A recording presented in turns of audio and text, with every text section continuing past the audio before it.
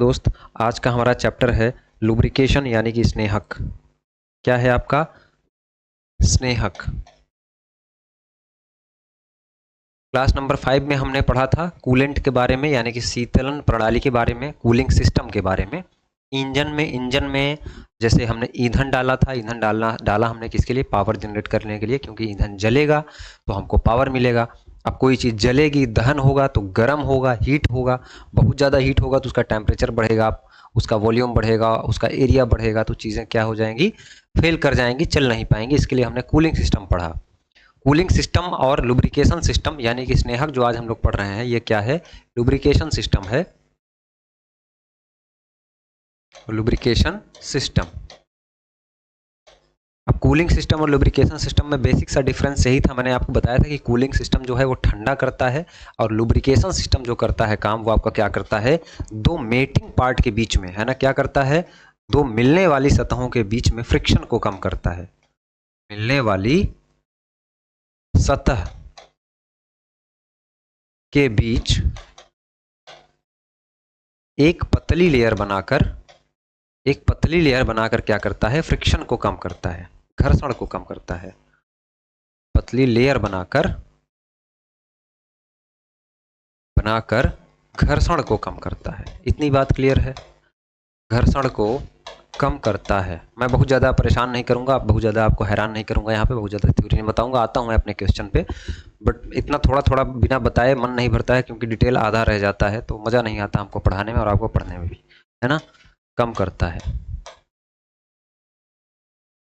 अब देखिए, lubrication system जो है, लुब्रिकेशन को हम लोग कई पार्ट में डिवाइड करते हैं। स्नेहन प्रणाली को हम लोग कई पार्ट में बांटते हैं। अलग अलग प्रकार के लुब्रिकेशन होते हैं। जैसे 3 प्रकार से क्लासिफिकेशन होता है लुब्रिकेंट्स का, यानी कि स्नेहक का। अब हम लोग क्या पढ़ रहे हैं? स्नेहक पढ़ रहे हैं। लुब्रिकेशन सिस्टम हो गया, पूरी लुब्रिकेशन सिस्टम इसी के अंतर्गत आता है। तो लुब्रिकेशन सिस्टम में हम लोग क्या प्रयोग करते हैं? स्नेहक प्रयोग करते हैं। कोई ऐसा पदार्थ जो इसके बीच में, दो मिलने जुलने वाली सतहों के बीच में जा करके एक पतली लेयर बनाता है, उसको हम लोग लुब्रिकेंट कहते हैं, यानी कि स्नेहक कहते हैं। उस स्नेहक को अगर हम लोग क्लासीफाई करें तो ये 3 प्रकार से हम लोग बांटते हैं। एक होता है आपका सॉलिड, एक होता है आपका सेमी सॉलिड, और एक होता है क्या? आपका लिक्विड। हिंदी पता है? सॉलिड मतलब ठोस, लुब्रिकेंट ठोस स्नेहक, अर्ध ठोस स्नेहक, और साथ में द्रवीय स्नेहक। अगर सॉलिड लुब्रिकेशन की हम लोग बात करें तो ये लुब्रिकेशन हमको वहां यूज करना है जहां पे हाई टेम्परेचर और हाई प्रेशर पर, यानी कि बहुत उच्च तापमान और बहुत उच्च दाब पर कोई पार्ट काम कर रहे हैं, आपस में मिलजुल रहे हैं, वहां पे जो हम लोग यूज करेंगे सॉलिड प्रकार का लुब्रिकेंट यूज करेंगे। अब सॉलिड प्रकार के लुब्रिकेंट में जैसे क्या हो सकता है भाई? आपने पढ़ा है कि ग्रेफाइट के बारे में आपने सुना है। ग्रेफाइट क्या है? सॉलिड प्रकार का, यानी कि ठोस प्रकार का लुब्रिकेंट है ना। फंस रही है क्या वीडियो? ठीक है। क्या करता है ग्रेफाइट?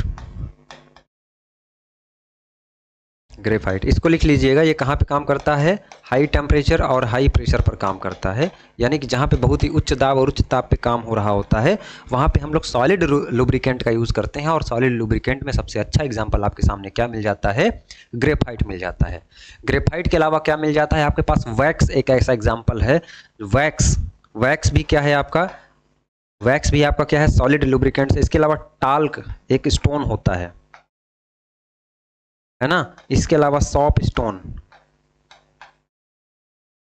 ये सारे लुब्रिकेंट अगर आपसे ऑब्जेक्टिव में पूछे जाएं तो ये सारे किस में आएंगे? सॉलिड लुब्रिकेंट की कैटेगरी में आएंगे। इसके अलावा अगर हम लोग सेमी सॉलिड में जाएं तो आप लोगों ने नाम सुना होगा ग्रीस का नाम सुना है। ग्रीस आप लोग बियरिंग वगैरह में लगाते हैं, ऐसी जगह पर इसका प्रयोग किया जाता है जहां से आपका लिक्विड लुब्रिकेशन क्या हो सकता है? गिर सकता है, बाहर आ सकता है। तो ऐसी जगह पे जैसे बियरिंग वाला पार्ट हो गया, जैसे आपका एक्सल वाला भाग हो गया, या वहां पे आप क्या लगाते हैं? वहां पे आप लगाते हैं ग्रीस। तो सेमी सॉलिड में आपका सबसे अच्छा एग्जांपल क्या हो जाएगा? ग्रीस हो जाएगा। इसके अलावा आपका वैसलीन किस में आ जाएगा? ये भी आपका आ जाएगा सेमी सॉलिड में, है ना। अब सेमी सॉलिड में भी आपका कठोर और मुलायम अलग अलग 2 प्रकार की कैटेगरी आ जाती है ना। वो तो हम लोग थ्योरी में इसको देखेंगे ही, आप लोग एप्लीकेशन पे पढ़ रहे होंगे तो। कठोर और मुलायम, इसमें भी अलग अलग प्रकार के लुब्रिकेंट आते हैं।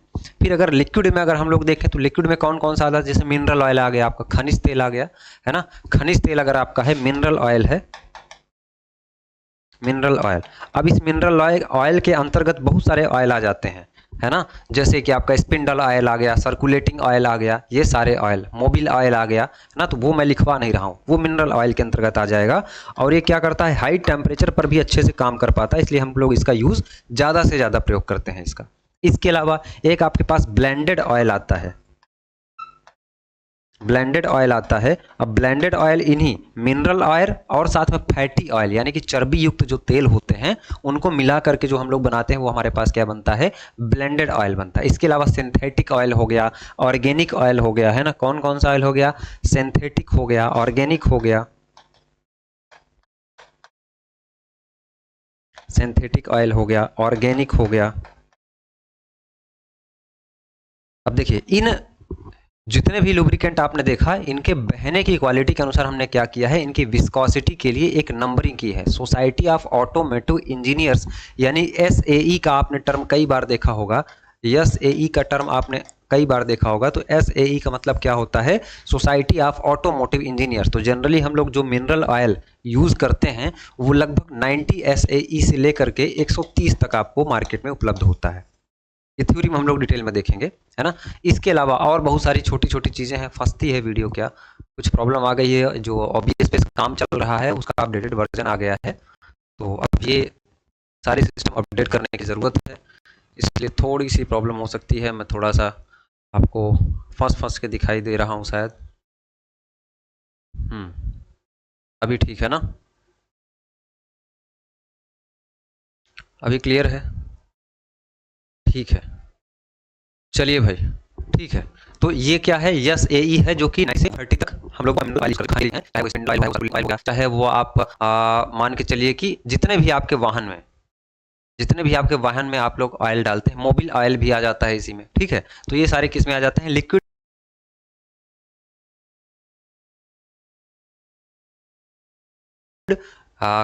लुब्रिकेशन सिस्टम में आ जाता है, यानी कि लिक्विड यानी कि द्रव स्नेहक में आ जाते हैं। इतनी सी बात क्लियर है।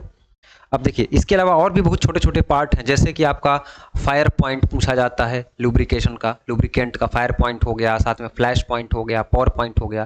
तो फायर पॉइंट का मतलब यह है कि जाहिर सी बात है, अगर कोई आपका लुब्रिकेंट है, अगर वो ज्वाला के जैसे, जैसे आग जलती है, फ्लेम जलती है, उसकी तरह अगर जलने लग जाए तो उस पॉइंट को हम लोग क्या बोलेंगे, फायर पॉइंट बोलेंगे। यानी कि ऐसा तापमान, जिस तापमान पर आपका वो लुब्रिकेंट ज्वाला की तरह धधक धधक कर जलने लगे, उसको आप लोग क्या बोलेंगे, फायर पॉइंट बोलेंगे। वहीं पे आप लोग फ्लैश पॉइंट किसको बोलेंगे, आपका लुब्रिकेंट जल करके क्या हो जाए, वाष्प बनने लगे, उड़ने लगे, जल करके मतलब कि बर्न होकर के उड़ने लगे, उसको हम लोग क्या बोलेंगे, उसको हम लोग फ्लैश पॉइंट बोलेंगे। पावर पॉइंट का मतलब ये है कि वो बहने लगे, विस्कोसिटी अपनी खो दे। आते हैं हम लोग क्वेश्चन पे, धीरे धीरे आपको चीजें मिलने लगेंगी। पहला सवाल आपके सामने है, बियरिंग घर्षण में कमी करने हेतु पतली परत प्रदान करने वाले पदार्थों को क्या कहते हैं। तो देखिए हमने आपको बताया ना अभी कि एक पतली फिल्म, पतली लेयर बनाने का काम कौन करता है, वो आपका काम करता है लुब्रिकेशन, यानी कि स्नेहक का काम होता है। अब यहाँ पे शीतलक भी ऑप्शन में है, तो शीतलक का काम होता है कूल करना, और लुब्रिकेशन का काम क्या होता है, दो मेल्टिंग पार्ट के बीच में एक पतली परत बनाना, जिससे कि फ्रिक्शन को कम किया जा सके। तो ये दोनों चीज़ें अलग अलग हैं, इनको ध्यान रखिएगा। ये स्नेहक हो गया। अब यहाँ पे एक ग्रेफाइट भी है। ग्रेफाइट भी क्या है, एक प्रकार का स्नेहक है, सॉलिड टाइप का स्नेहक है ना, सॉलिड लुब्रिकेंट है। लेकिन अब सिर्फ सॉलिड ही तो नहीं हो सकता है जो कि घर्षण के बीच में कमी करे, लिक्विड वाला भी हो सकता है, इसलिए हमने ऑप्शन में किसको प्रायोरिटी दिया, ए ऑप्शन को दिया। तो इसमें आपको बढ़िया ऑप्शन छांटना है, दोनों ऑप्शन सही हैं लेकिन सबसे बेस्ट ऑप्शन आपको सिलेक्ट करना है। देखिए material that provide a thin layer to reduce bearing friction are called, तो वो क्या हो जाएगा, आपका लुब्रिकेंट हो जाएगा। क्लियर है, चलिए आगे बढ़ें। स्नेहक का मुख्य कार्य क्या होता है, स्नेहक का कार्य क्या होता है, मशीन टूल को गर्म होने से बचाना, क्या ये काम होता है। तो फिर कूलेंट आपका किस काम आएगा, कूलिंग सिस्टम। मशीन के पुर्जों को ठंडा करना है ना, ये भी फिर कूलिंग सिस्टम किस काम करे, सारे कूलिंग सिस्टम के हैं। दो मैचिंग पार्ट्स के बीच गीला रखना, है ना, तो ऐसा नहीं है, दो मैचिंग पार्ट्स के बीच में घर्षण को कम करने का काम करता है। बार बार हम चीख चीख कर, चिल्ला चिल्ला करके आपको यही बताने की कोशिश कर रहे हैं इतनी देर से, है ना, कि क्या करता है, main function of lubricants is to reduce the friction between two mating parts. अगले क्वेश्चन पे आए, स्नेहकों को किस प्रकार वर्गीकृत किया गया है। तो स्नेहक भैया लुब्रिकेंट आपका द्रवीय प्रकार का होता है, अर्धठोसीय होता है और ठोस होता है। ठोस में आपने ग्रेफाइट देखा, ग्रेफाइट देखा आपने, इसके अलावा आपने क्या देखा, टाल्क देखा, है ना। इसके अलावा आपने सॉप स्टोन देखा। ये सारे किस में आ जाते हैं आपके, ये सारे आपके ठोस में आते हैं। अर्ध ठोस में आपने क्या देखा, वैसलीन देखा। अब देखिए वैसलीन और वैक्स अलग अलग है, वैक्स आपका आ जाएगा सॉलिड में और वैसलीन आ जाएगा सेमी सॉलिड में, ठीक है, वैसलीन और आपका ग्रीस। उसके अलावा द्रवीय वाला किस में आ जाएगा, द्रवीय जैसे कि आपने अलग अलग प्रकार के भी ऑयल हमने पीछे भूमिका में आपको बता ही दिया है। तो इसका करेक्ट आंसर क्या हो जाएगा दोस्त, इसके डी ऑप्शन, चारों ऑप्शन सही हो जाएंगे। हाउ आर लुब्रिकेंट्स क्लासिफाइड, तो लिक्विड में भी, सेमी सॉलिड में और सॉलिड में भी, तो डी ऑप्शन इसका क्या हो जाएगा, करेक्ट हो जाएगा। आशा करता हूं, उम्मीद भी करता हूं कि आपको चीजें समझ में आ रही होंगी। आगे चलें हम लोग, चर्बी का तेल यानी कि फैटी ऑयल, खनिज तेल, वनस्पति तेल किस स्नेहक की श्रेणी में आते हैं। तो हमने अभी बताया कि जितने भी प्रकार के ऑयल हैं, ऑयल में क्या है, बहने का गुण है, इसका मतलब जाहिर सी बात है कि वो किस में आ जाएगा, द्रव्य में आ जाएगा। अर्धठोसीय और ठोस का हमने सारा एग्जाम्पल पीछे बता दिया है, इसलिए यहाँ पे एक्सप्लेन करने की जरूरत नहीं है। Fat oil, mineral oil, vegetable oil, है ना, और come under which category of lubricants, तो किस में आ जाएगा, लिक्विड में आ जाएगा। आगे हम लोग बढ़ें, निम्न में से कौन सा द्रवीय स्नेहक अधिक तापमान में भी स्थायी रहता है। तो देखिए अधिक टेम्परेचर पे भी कौन सा रहता है, तो मिनरल ऑयल, खनिज तेल, इसीलिए हम लोग सबसे ज़्यादा यूज़ उसी का करते हैं, चाहे वो आपका सर्कुलेटिंग ऑयल में यूज़ करना हो, चाहे आपको स्पिंडल ऑयल में यूज़ करना हो, है ना, इन सारी जगहों पे आप किसका यूज़ करेंगे, आप यूज़ करेंगे भैया खनिज तेल का। और ब्लेंडेड तेल क्या होता है, मिक्सर होता है, किसका किसका, ये खनिज तेल का, खनिज का और आपका फैटी ऑयल का, इन दोनों का अगर मिक्सचर होगा तो वो ब्लेंडेड तेल मिल जाएगा। बाकी ये सिंथेटिक तेल हो गया और ये ऑर्गेनिक तेल हो गया, थ्योरी में हमने अच्छे से कवर कराया है। विच of the following liquid lubricants remain stable even high temperature, तो हाई टेम्परेचर पे मिनरल ऑयल ही रहता है जो कि स्टेबल रहता है, क्लियर है। हाँ, और मिनरल ऑयल में एक बात और ध्यान दीजिएगा, तो उसमें पैराफिन और नेपथिन मिला हुआ होता है, ठीक है। तो वही कह रहा है कि ये तेल मोमीय अथवा नेप्था युक्त होते हैं, या कथन निम्न में से किस स्नेहक तेल को प्रयुक्त करता है, तो वो करता है आपके खनिज तेल को, यानी कि सी ऑप्शन इसका क्या हो जाएगा, करेक्ट हो जाएगा। वीडियो फंस रही है, सॉरी इसके लिए, अगली बार से मैं इस वीडियो को ठीक करूंगा। चलिए, these oil are waxy, paraffin और नेप्थेनिक, दीज स्टेटमेंट आज related which of the following oil used as lubricant, तो हम लोग किस में यूज करते हैं, आप लोग मिनरल ऑयल में। आगे बढ़ें, खनिज तेल कौन कौन से होते हैं, खनिज तेल कौन कौन सा होता है, देखिए मोबिल ऑयल, सोल्यूबल ऑयल या मिट्टी का तेल। तो मोबिल ऑयल हो, चाहे आपका सर्कुलेटिंग ऑयल हो, चाहे आपका स्पिंडल ऑयल हो, ये सारा किस में आएगा, आपका खनिज तेल के अंतर्गत आएगा। इन सब में आप लोग किसका यूज करेंगे, खनिज तेल का ही यूज करेंगे, क्लियर है। तो इसका सही ऑप्शन क्या हो जाएगा, आपका मोबिल ऑयल हो जाएगा। अरे वाटर तो होगा नहीं, सोल्यूबल ऑयल होगा नहीं, कैरोसिन ऑयल होगा नहीं। आगे बढ़ें, द्रवीय स्नेहक के रूप में प्रयुक्त खनिज तेल का उदाहरण निम्न में से कौन सा है। तो द्रवीय स्नेहक इसमें से कौन सा है जो लिक्विड स्नेहक है, लिक्विड लुब्रिकेंट है। देखिए सर्कुलेटिंग ऑयल हो गया, गियर ऑयल हो गया, स्पिंडल ऑयल हो गया, ये तीनों किस कैटेगरी में आते हैं, ये तीनों आते हैं मिनरल ऑयल में। किस में आते हैं, मिनरल ऑयल में, यानी कि खनिज तेल की कैटेगरी में आते हैं दोस्त, है ना, खनिज तेल की कैटेगरी में आते हैं। और खनिज तेल अभी हमने देखा किस में आता है, लिक्विड वाले में आता है, तो इसका डी ऑप्शन क्या हो जाएगा, करेक्ट हो जाएगा। Which of the following is an example of mineral oil used as liquid lubricant, तो क्या हो जाएगा, सर्कुलेटिंग ऑयल, चाहे गियर ऑयल, चाहे स्पिंडल ऑयल, सारे ऑप्शन इसके क्या हो जाएंगे, सही हो जाएंगे। इतनी सी बात क्लियर है क्या, यहाँ तक किसी को कोई दिक्कत नहीं होनी चाहिए, है ना, होनी भी नहीं चाहिए। आगे बढ़ें, वह ताप बिंदु जिस पर तेल वाष्पीकृत हो जाता है क्या कहलाता है। देखिएगा, वाष्पीकृत हो जाए, क्या हो जाए, वो इतना ज़्यादा हीट हो जाए, इतना ज़्यादा हीट हो जाए कि वो उबलने लगे, है ना, और उबल करके उड़ने लगे, वाइपराइज होने लगे, उसको हम लोग क्या बोलते हैं, उसको हम लोग बोलते हैं फ्लैश पॉइंट। क्या बोलते हैं, फ्लैश पॉइंट। इसके अलावा हमने फायर पॉइंट आपको बताया है, जो हमने आपको क्या बताया, फायर पॉइंट। तो फायर पॉइंट में क्या है, ज्वाला की तरह जलने लगता है, ज्वाला की तरह जलने लगता है। जैसे आप लोगों ने कभी खाना बनाया होगा तो सब्जी जो आप बनाते हैं वेजिटेबल ऑयल, सरसों का ऑयल डालते हैं, तो कई बार ऐसा होता है कि उसमें आग पकड़ लेता है। तो उस पॉइंट, उस सर्टेन टेम्परेचर को हम लोग क्या बोलते हैं, जब आग पकड़ लेता है उसको हम लोग फायर पॉइंट बोलते हैं। और कभी कभी खाना बन रहा होता है, बहुत ज़्यादा हीटअप हो जाता है और आपका ऑयल क्या होता है, जल करके उड़ने लगता है, बाहर उड़ने लगता है, उसको हम लोग क्या बोलते हैं, उसको हम लोग बोलते हैं फ्लैश पॉइंट। इतनी बात क्लियर हुई। यही केस आपका कहाँ पे होता है, इंजन में भी होता है। जो भी आप लुब्रिकेंट यूज़ करते हैं, अरे लुब्रिकेंट खत्म भी तो होता है, आपने डलवाया मोबिल पूरा का पूरा आधा लीटर, और जब आप उसको निकालते हैं तो मिलता है आपको 250-300 ग्राम। तो क्या हो रहा है, इसका मतलब है कि वो कहीं ना कहीं वेपराइज हो रहा है, कहीं ना कहीं जल रहा है, खत्म हो रहा है ना। तो ये सारी चीज़ें होती हैं। तो सेम टू सेम वही आपके खाना बनाने जैसा ही है। What is the temperature point eight which oil vaporise is called, तो क्या हो जाता है, वो फ्लैश पॉइंट हो जाता है। क्लियर है। आगे बढ़े अगले सवाल पे। अच्छे श्रेणी के स्नेहक तेल के ज्वलन बिंदु का मान क्या होता है। अच्छे श्रेणी का अगर लुब्रिकेंट ऑयल रहेगा तो उसका ज्वलन बिंदु यानी कि कम से कम 150 डिग्री सेंटीग्रेड तक वो उसमें आग ना लगे, तब वो किस में आएगा, अच्छी कैटेगरी के लुब्रिकेशन में आएगा। अच्छी कैटेगरी के यानी कि अगर आपके इंजन जो दो मेटिंग पार्ट हैं उनके बीच में बहुत तेज़ी से फ्रिक्शन हो रहा है और उनका टेम्परेचर अगर 100 डिग्री सेंटीग्रेड हो जा रहा है, 120 हो जा रहा है, 130 हो जा रहा है, उतने पे भी अगर ना जले आपका लुब्रिकेंट, तो इसका मतलब है कि लुब्रिकेंट हमारा बढ़िया क्वालिटी का और लोकल कंपनी का लुब्रिकेंट आप लेंगे तो क्या हो जाएगा, कम ही, मान के चलिए ज़्यादा लंबी दूरी आपने तय की, आपका इंजन का जो दो मेटिंग पार्ट हैं ज़्यादा देर तक अगर आपस में रबिंग हुई, उनके बीच में फ्रिक्शन ज़्यादा हुआ, तो वो क्या हो जाने लगेगा, वेपराइज होने लगेगा और धीरे धीरे उसकी विस्कोसिटी यानी कि आपके जो लुब्रिकेशन है उनके बहने के गुण में क्या हो जाएगा, बढ़ता चला जाएगा। तो एक पतली लेयर नहीं बन पाएगी, बहुत ही पतला हो जाएगा लेयर, बहुत ही थिन लेयर हो जाएगा। तो उससे आपका मेटिंग पार्ट के बीच में जो एक पतली लेयर बन रही थी वो क्या हो जाएगी, कमजोर हो जाएगी और आपका मेटिंग पार्ट आपस में क्या करने लगेगा, रबिंग करने लगेगा, जिससे आपका मेटिंग पार्ट क्या हो सकता है, खराब भी हो सकता है। तो इस प्रकार से आप अच्छी क्वालिटी का लुब्रिकेशन ही हमेशा क्या करें, इस्तेमाल करें। क्लियर है। The valve of flash point of good grade lubricant oil is around 150 degree centigrade. आगे बढ़ें।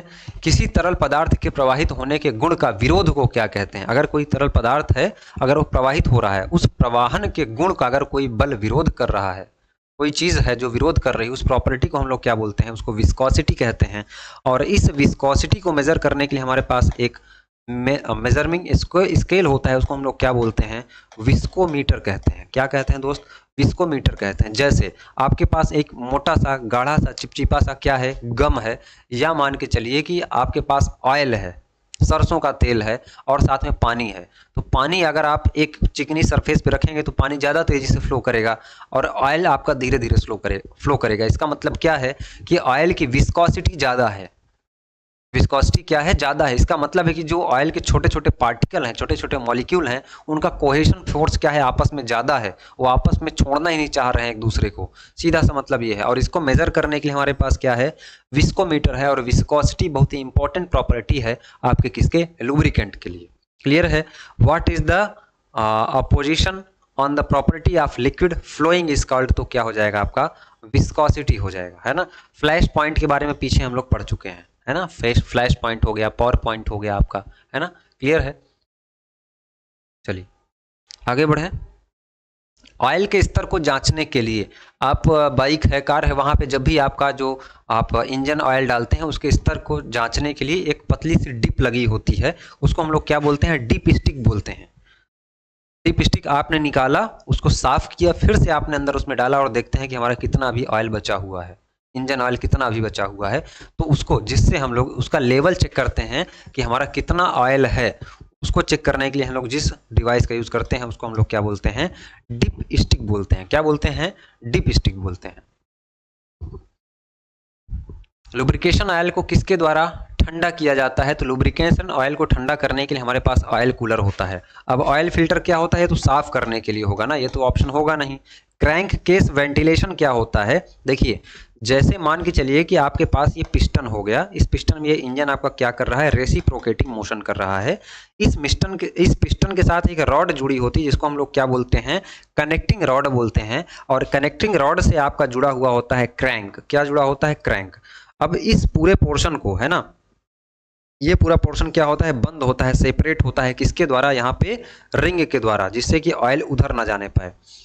कई बार क्या होता है कि कुछ गंदी हवाएं, कुछ विषैली गैसें, बाहर की गैसें, विषैली हो कैसी भी हो, किसी प्रकार का अगर धुआं भी अगर अंदर आ जाता है आपके क्रैंक में, उसको बाहर निकालने के लिए हम लोग क्या करते हैं, क्रैंक केस वेंटिलेशन का प्रयोग करते हैं। यहाँ पे हम एक नली लगाते हैं, क्रैंक केस, इस पूरे नीचे वाले पोर्शन को हम लोग क्या बोलते हैं, क्रैंक केस बोलते हैं, यानी कि क्रैंक का कवर, क्रैंक को जो ढके हुए है, तो वो काम आता है आपका क्रैंक केस वेंटिलेशन का।